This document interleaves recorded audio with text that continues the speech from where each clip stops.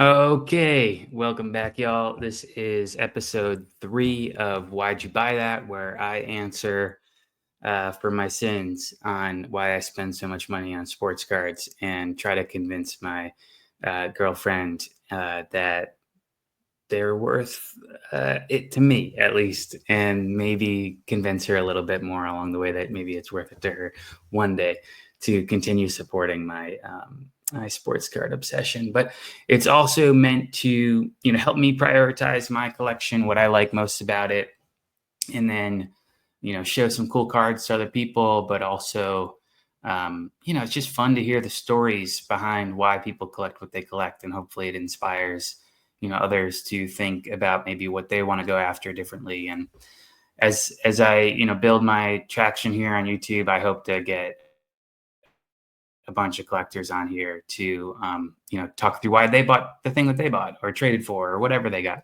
Um, because I just really enjoy those stories and want to see more of that content out there from collectors. So, all right. With that all being said, I'm going to jump in here to one of my only Clemente cards, but it is one of the best I can imagine owning. So this right here is what we're going to talk about today. It is a 1970 Topps Roberto Clemente. Going to try to get some more light on that with my setup here, but of course it's broken. So give me a second. All right. Yeah, there's a little bit better light, I guess. I don't know. It's tough because he was infamous for signing his cards a little light. Like, it's really hard to find a dark pressed into the card autograph from him. Like a 10 auto, it just doesn't exist. I mean, I'm sure there's a couple out there. Maybe if someone decided to use Sharpies well before that they were, popularized, or if the PSA grader was just, feeling good that day. Maybe there's a 10 out there, but it basically does not. And a 9 is as good as a 10, and 8 is as good as a 9, in my opinion. And that's up front, just something to know about the card. But why do I love this card in particular? So Clemente, he's one of the most collected players of the golden era or the post-war era. I guess he's a little bit past the golden at times, but from 1955 to 1973, his cards are filled with stories and great images, weird images, basically racism from Topps in terms of trying to whitewash him. And we'll get into that a little bit. But this card has always stuck out to me. It is a pose as good as like a Greek god. It's a modern day kind of chiseled thing you might find in a museum in France. But he also is the first time that he is seen with Roberto Clemente on the card instead of Bob Clemente, which is what I was trying to get at a little bit with the spicier marks about Topps, where for a while they were, after his rookie card, maybe 56, they started calling him Bob Clemente, which in his eyes, he saved that for maybe a select few in the clubhouse or his close friends and family that were allowed to call him Bob. Maybe those who were just outside the circle who could call him Momin, but he didn't like having that be what the news or Topps or whoever kind of call him, because he wanted to celebrate his Latin heritage and not be, trying to find images that are lighter skin tones and call him Bob and whatever. So he finally won the battle, gets back to Roberto. This is a really well-centered card as well. And then personally, this is when my dad was collecting. 68, 69, 70 were his most common cards in his collection. And he also had some 71, 72s. He had hockey, football, basketball, but baseball was the majority of it. And so I grew up 10, 11, 12, getting his cards handed down to me in this big plastic tub. And 1970 Tops is always going to be one that hits a special place for me, where it just reminds me of him and those early days of my collecting vintage cards. He also, maybe stepping back and talking about Roberto the man, like he was a philanthropist, humanitarian. He died tragically at the end of 72, I believe. 72 or 73. 72, I think it was December 31st, 72. He passed away, as many know in the baseball community, traveling to Nicaragua on a cargo plane, or a makeshift cargo plane, trying to deliver supplies to those in need. And he was also a stunner on the field, a great hitter, one of the best arms from right field that we've ever seen. I wonder if there's anything here. Yeah, I mean, he missed his 5th NL batting title by 3 points in 1969 to Pete Rose. And he holds many of the Pirates' all-time records, which is interesting given Pirates had some great stars, including Honus Wagner. So he also famously finishes at 3,000 hits on the dot, gets elected to the Hall of Fame in his first year of eligibility. He won, I believe, one MVP, and then also helped the Pirates win one of their first World Series in quite a long time in 71. Was he also on the 60 team? Yeah, I guess so. I should have looked up some more facts. Maybe I'll do that for the next one. But just a great player. Everybody can see his spot in history as important. And I knew that I wanted to get an autographed card of his.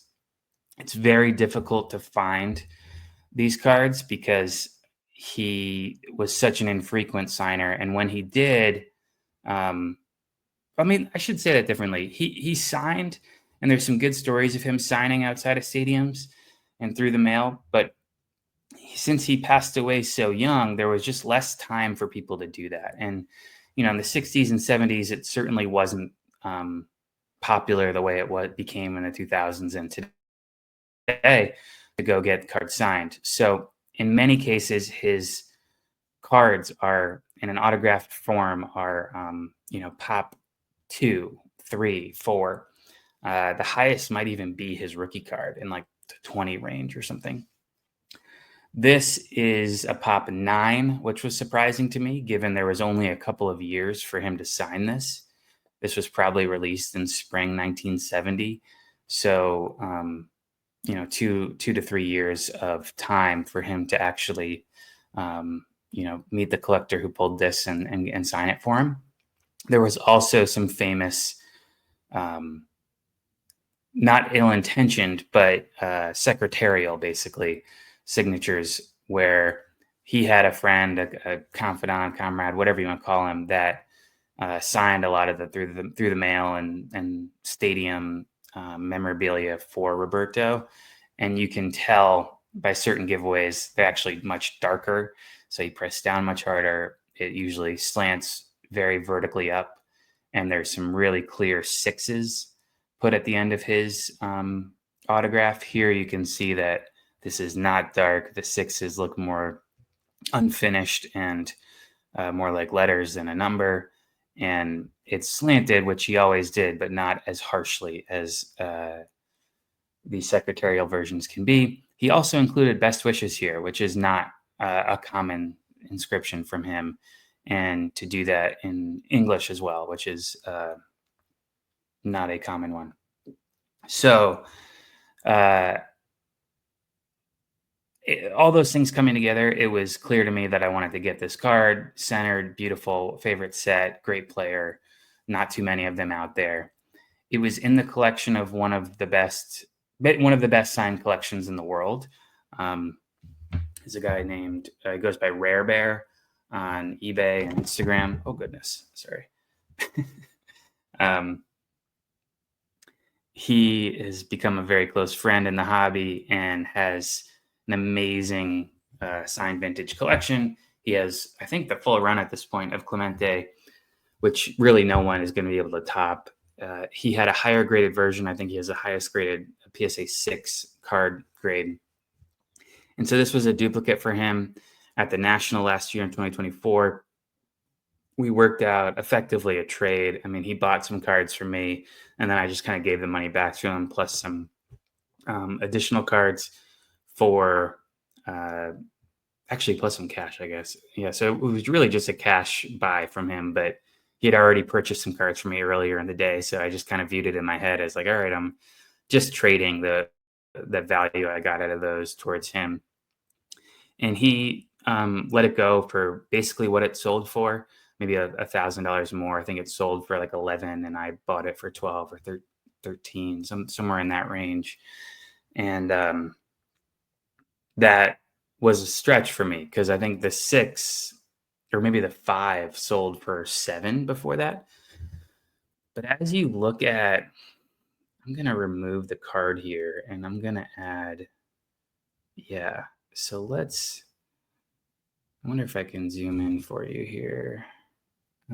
It's not that great, but see, as you look at his card sales, they are not like consistent. Here's a rookie that's trimmed all the way around that sells for 15.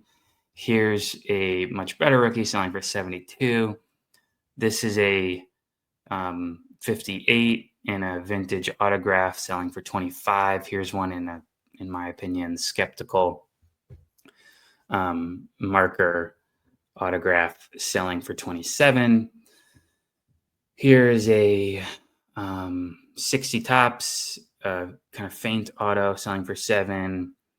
Here's a much rarer, only 3 signed, 65, the year he won his MVP, I believe, selling for 16. Is that really? No, okay, that one's not signed. Here's one selling for 18. But these were all after I had purchased mine. Yeah, here's another 19, 17, 26. What was I looking at the time? I must have been looking here. So here's one selling for 7. Yeah, there's one that spooked me, a PSA 4/7 going for 5. This was probably just mispriced on eBay and someone binned it or sent a quick offer because I don't remember seeing that, and I would have seen that in my normal checks. 9,200 for this one, 77. So like there wasn't a lot to justify paying 10,000 plus other than the original sale, which, oh no, this was not the original sale. This was a 6. This is his upgrade. He bought for 11. So I paid more than his upgrade for this card. And I wonder if I can find that. Yeah, here we go. This is my card selling for 11,395 before he regraded it at 3.5. And that was 2 years old at the time. So I didn't feel great about it, but since what I'd sold him, I got into pretty good. And it just felt like it checked all of the boxes of signed vintage cards. So this is a 6, but you can see there's no, oh, that's not zooming in for me, huh? Weird. Well, if I zoom in more here, there's some fading up here. It's blurrier. The autograph is a little rushed. It doesn't have the best wishes. And in other cases, I just don't love this card. The image of it looks a little unattractive to me. This is way off centered, and it did 10.5 from a less popular set. People don't love 68 as much. This one felt kind of mispriced, but also a funky auto. So it's just kind of subjective. And it was one of those where I'm like, this is the one though, like this is the card that I want to, just really like represent Clemente in my collection. And that's what it came down to was I don't know if I'm going to find better centering. I don't think I want the 69 or the 68 more than the 70. And this had that best wishes. I was able to get it from a friend. And in my opinion, it's probably worth, 15 to 20 these days, the way his market has gone up. So I think I did all right. Not that I plan to sell it anytime soon, but